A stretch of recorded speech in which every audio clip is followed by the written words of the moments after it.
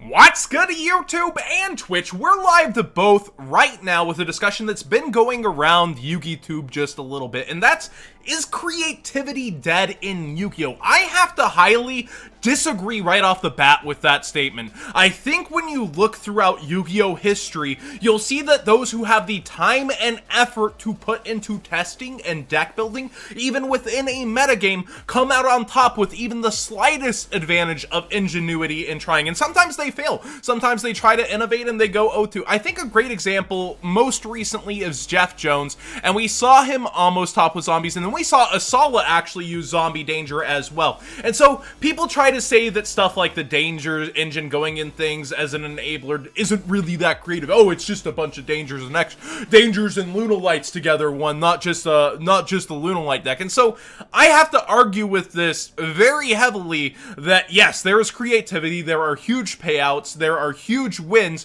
when you actually theory and craft. And for example, a lot of people are saying archetypes lock things in. Well, zombies aren't exactly an archetype, but they are a type that have common themes throughout. But I think one of the really cool interactions is finding out things like, if I use Zombie World in Rivalry, they're not able to play new monsters. Oh no, Floodgates, how original. I already hear your counter arguments, guys. Look, there's different ways to combine things in competitively, find different routes to make them more abusable, and then spread out in creative ways. Let's actually look at something else under Master Rule 4, and then go back to one of my favorite examples of competitive creativity. A lot of people thought when Thunder Dragons got Goldsark hit the one on the ban list that Aloof Lupine is the answer. Oh, it's practically Goldsark.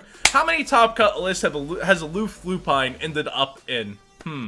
It seems to be missing overall. Yeah, everybody thought this was the answer. You can go through YugiTube, you'll see videos on this, you'll see forums in Zodiac and Reddit that this is the answer. Instead, we gave up Allure of Darkness and Thunder Dragons for many people's builds. We did use Dangers as an engine within the deck to help link summon, and went with Guard Dragons as well to put negates on board, along with Sekka's Light. Seeing star duelists like Chase Furman. Furman's one of my favorite duelists to follow. UDS champion, YCS champion, he has it all going on for him. And we see him make these innovative kind of boards as well, and he didn't make this deck alone. Obviously, it's team testing that comes out with this, but who would have thought here that we would be giving up the advantages? And sorry, lead donation. His expensive car into a tree oh no! And found out how the Mercedes-Benz.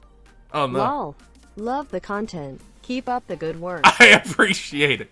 But back into the conversation. Who would have thought that giving up Allure of Darkness that gets such huge pluses with Thunder Dragon Roar and Thunder Dragon Dark would be given up for a card that only allows you not to run any more Floodgates, that has to be sided out for you to put traps in like Red Reboot and Summon Limit? Who would have thought that this is the direction that it would go? Yet it turned out so well. Innovation pays off, even within meta, even when there's small deviations. And then yes, people will end up, that dirty word, net decking. People will end up net decking, and that's fine, because that, guess what? Once you've made the deck, created the deck, it's now your job to then beat that deck. And that's something a lot of you younger kids miss out on these days. Like, there's YouTube, there's Dueling Book, there's all these resources, so the meta gets found out much faster, and it evolves a lot faster. Back in the day when we didn't have these resources, we would all like play test, right? The current decks, what had just topped,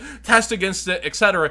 Find out ways to beat that deck, and then further know that all the other teams were finding out ways to beat that deck also, so they'd likely come to the same conclusions. So we would find ways to counter what we were using to counter the meta. It would develop that fast, and that's why you would see new list every Shonen Jump that would blow people's minds, because we found counters ahead of the counters. If a Floodgate was going to maybe pop up in the format, it wouldn't be just Twin Twisters. We might think about, okay, why don't we also now beat Twin Twisters by using maybe Imperial Order or some specific way to counter Twin Twisters if our back row's that important. That's kind of the route of testing that would be an example of what would happen. But Imperial Orders become such a double-edged sword. Point aside, we would test to beat it. And I think that's what a lot of people have lost sight of, because it develops so fast. Here's the next hot tech. Here's what happened at this YCS. People aren't really looking as ahead because everything's put there in front of them and they think they know about it. They're not grinding into 8-hour playtesting sessions 5 days a week and really trying to figure out what can make this just a little bit better, a little more consistent.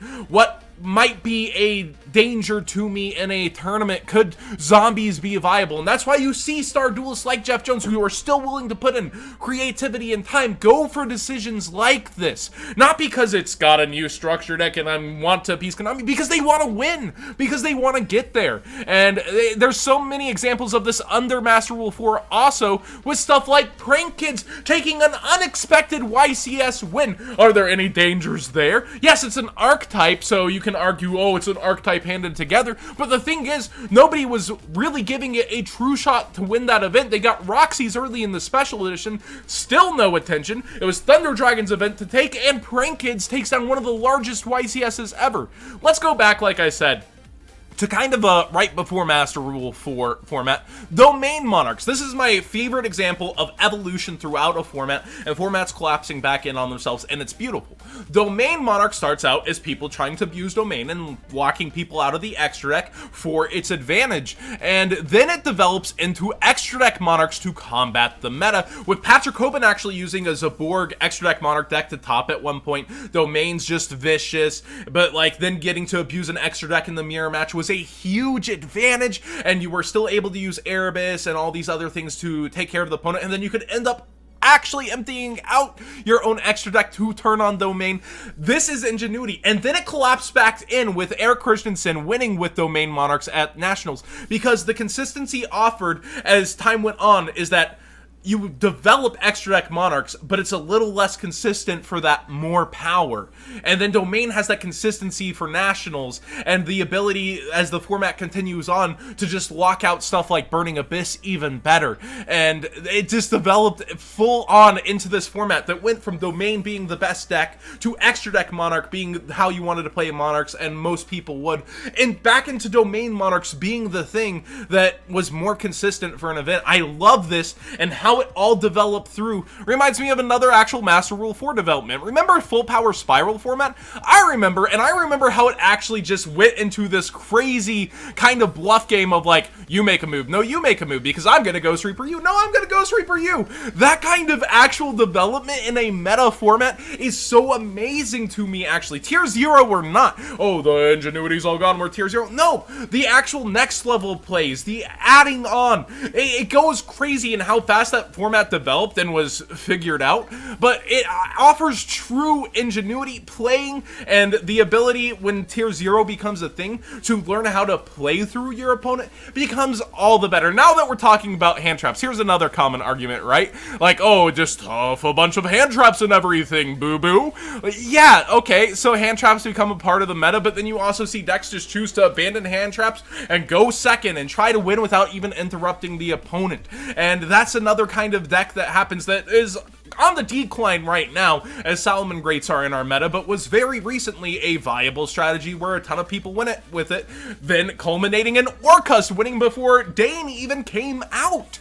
That no one saw that coming either until Deception shocks the world, and then you get to Thomas Rose. Like, it is crazy how that developed as well into a situation. So saying that originalities, that just because everyone's figuring out everything faster, we have information at our fingertips a little quicker, I have to completely disagree. Yeah, World Chalice and Master Rule 4 is also something, as chat's bringing up, I have in the conversation, that turns into Saryuja Turbo is the real reason why it does so well. And then, guess what? FTKs actually are innovative sometimes. Slash Draw FTK was insane and took a pretty good amount of skill in order to be able to make sure that you're, like, putting things on bottom of the deck in proper order and to draw into it at the right time.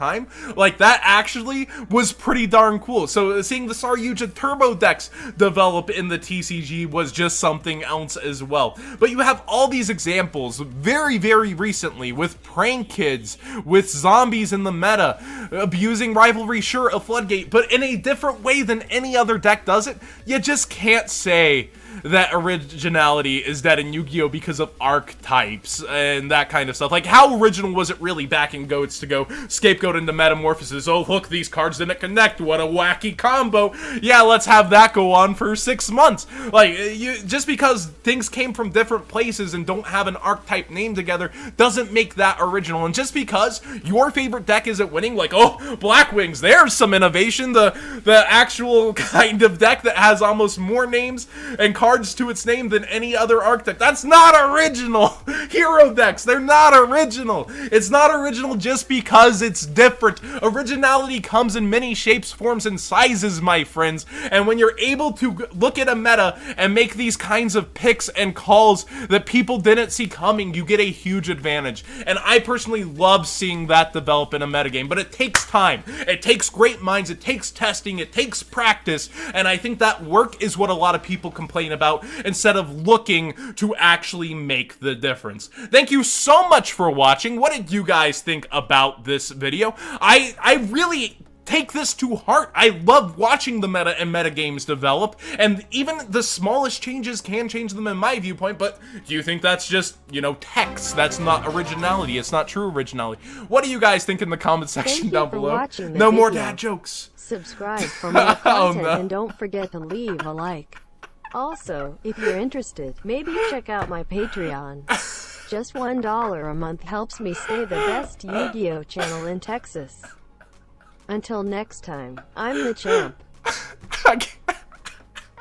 Oh, that's my outro. Sure.